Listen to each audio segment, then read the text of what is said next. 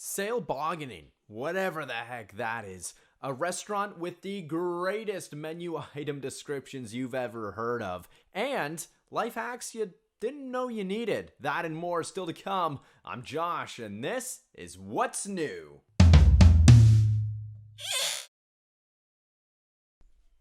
Our first story of the day takes us to Regina, Saskatchewan, with a little something called Sailbogganing. You see, Regina had a blizzard just last week of, a crazy amount of snow, but also winds that were gusting up to 130 kilometers an hour. And while most people were hanging out inside avoiding the storm, this guy was just being a legend. He created what he likes to call sailbogganing, which is actually very reminiscent of windsurfing, but if you're familiar with Canada and the blizzards we get here, even better yet, you're windsurfing on a toboggan. Yes, he took a plastic toboggan, some metal piping, and a lot of garbage bags. He obviously used the bags as the sail, the piping as the mast, and the toboggan as his little vessel, and he was off into the sunset. This is so cool. I know a lot of people might not be down for this kind of thing, but this is either the most Canadian, the most incredible, or just the top engineering feat of the year, and we're in January. You're not going to top this because sailbogganing is the coolest winter sport coming to a neighborhood near you. From the sailboggan to quite the facepalm. It's doorknob of the day. We head to Oregon, USA for this doorknob of the day. You see, some gentleman made a questionable decision when he decided to steal a car. It was in a grocery store parking lot, and he saw that the car was not only running, but the front doors were unlocked as well. So he hopped in and started cruising away until he noticed that there was a 4-year-old kid still sitting in the back seat of the car as he was driving away. So what did this car thief do? He turned around.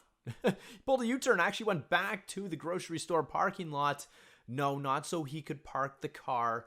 No, he went back so he could lecture the mother about leaving her 4-year-old kid in the car. And then, well, the kid got out and he drove off with the car anyway. So he did end up stealing the car in the end, but here's the thing.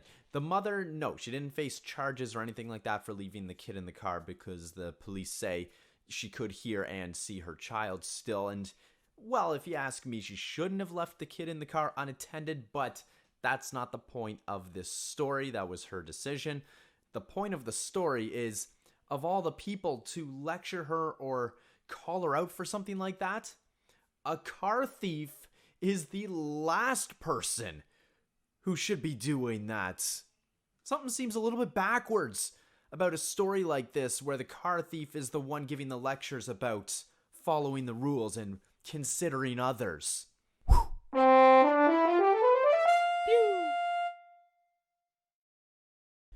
The most empowering thing about living by yourself is being the unchallenged lord of the thermostat.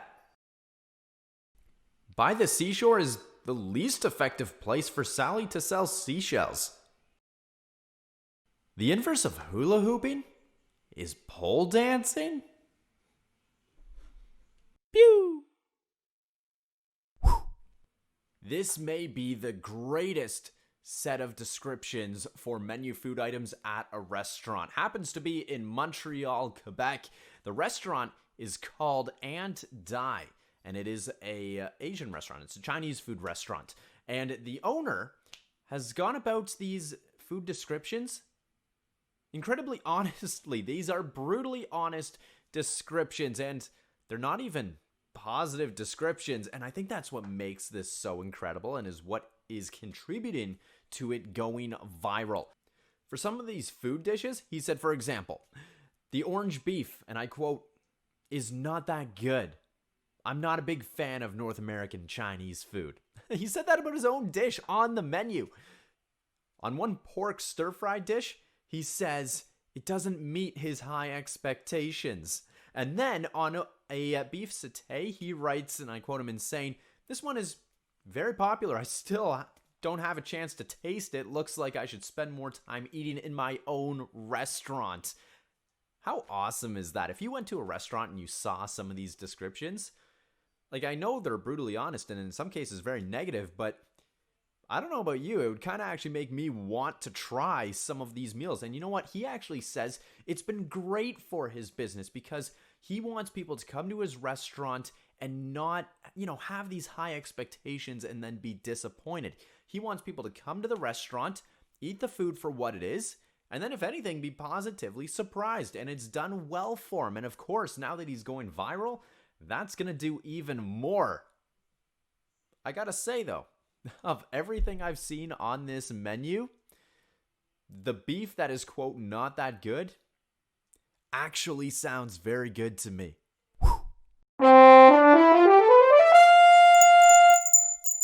It's time for some good news. You know what? There's so much negative news in the press these days. It can be really hard to find the good stuff, the positive news. So we always end off each episode of What's New with some good news. And this story, it really restores faith in humanity. We head off to Georgia, where a woman apparently saw an 18-year-old walking down the road. Now, it turns out this 18-year-old walks 7 miles to work every single day so that he can save up and buy himself a car. Pretty cool, right?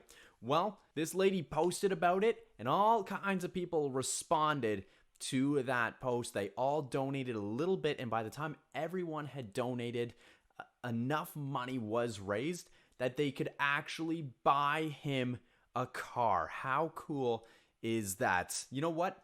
That's what happens when people come together. That money could have been used for so many different things as individuals, but they came together, they all donated a little bit, and they changed this kid's life for good. I mean, that could be his first car was given to him because of the generosity of other people. It is so easy to give, even if it's a little bit. The small things really do add up and can make such a big impact, such as this.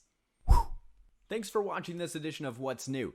Do you have any questions, comments, or any reactions to the stories you heard in this episode? Make sure you toss some of those comments in the comments section down below. And if you liked what you saw, make sure you click like and subscribe for more content. I'm Josh, and this is What's New.